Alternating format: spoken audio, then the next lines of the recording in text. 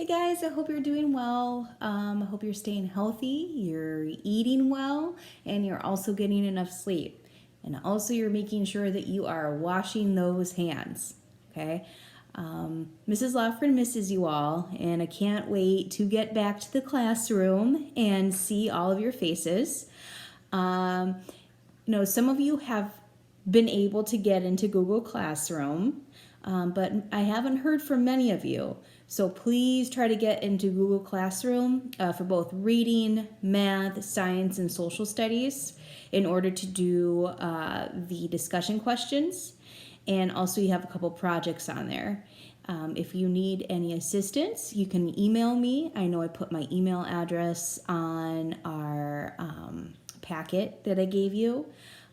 But please make sure that you are signing in and answering those discussion questions. I thought that I would read to you a little bit today from one of my favorite books. This is actually a book that is based in Hyde Park, and it is a mystery too. Maybe some of you have read it, but it's called Chasing Vermeer by Blue Balliet, and then illustrated by Brett Hellquist. I'm going to read a little bit about the book.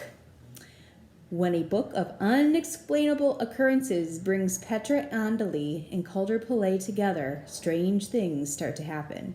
Seemingly unrelated events connect. An eccentric old woman seeks their company, and an invaluable Vermeer painting disappears.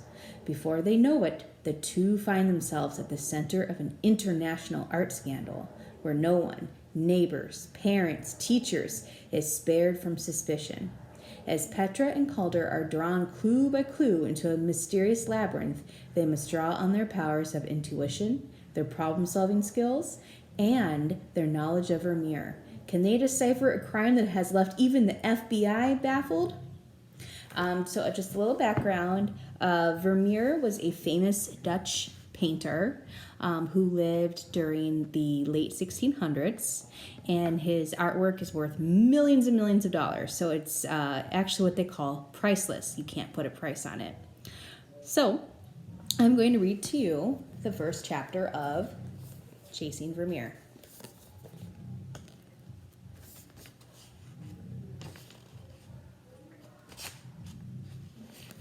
This is a map, and I don't know if some of you are familiar with Hyde Park, but some of these buildings are actually part of the University of Chicago, and they also have a couple of streets and avenues that might seem familiar.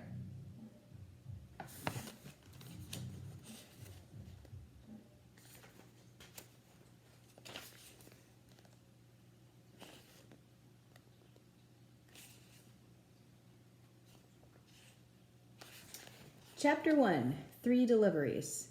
On a warm October night in Chicago, 3 deliveries were made in the same neighborhood.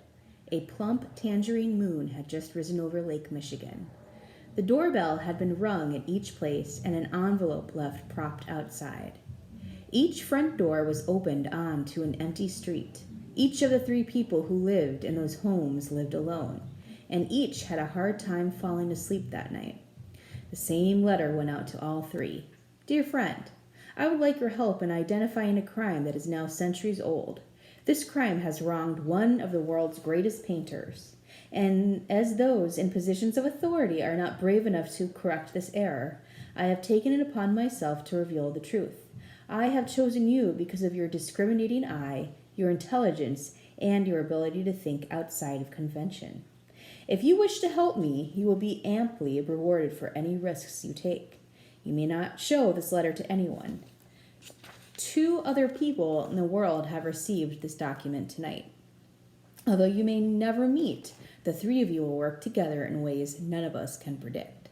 If you show this to the authorities, you will most certainly be placing your life in danger. You will know how to respond. I congratulate you on your pursuit of justice. The letter was not signed, and it had no return address. The man had sat down to a late dinner. He liked to read when he ate, and he was on page 4 of a new novel. Book in hand, he answered the door. His spaghetti and meatballs were cold by the time he remembered them. He sat at the table for a long time, looking first at the letter, then out at the moon. Was this a joke? Who would go to the trouble of writing and sending such a letter? It was printed on expensive stationery, the kind you buy if you want to be impressive or pretentious. Should he feel flattered, suspicious? What did this person want from him? What kind of reward were they talking about? And who was it who knew him well enough to know he'd say yes? A woman tossed and turned in her bed, her long hair trapping moonlight against the pillow. She was going in lists of names in her mind. The more she thought, the more agitated she became. She was not amused. Could this be a coincidence, or was it a clever warning? What exactly did this person know about her past? She finally got up. A cup of hot milk would calm her nerves. She moved carefully in the dark, using the watery rectangles of light that fell across the floor. She wasn't about to turn on the kitchen light. The names scrolled in tidy columns through her mind, each group belonging to a different chapter in her life. There was Milan, there was New York, there was Istanbul. But this was an invitation, not a threat. If things got strange or frightening, she could always change her mind.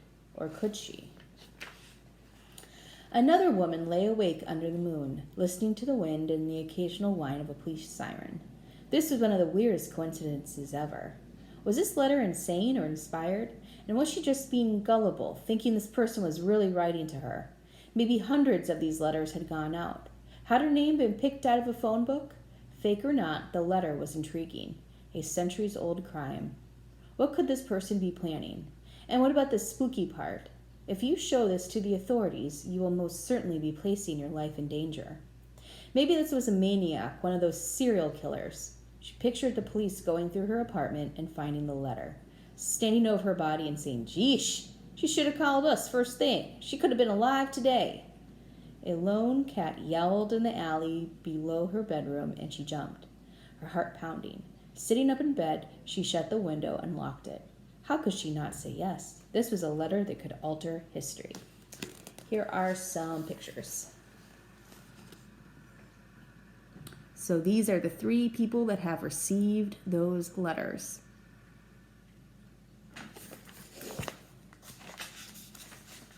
And that concludes chapter 1 of Chasing Vermeer.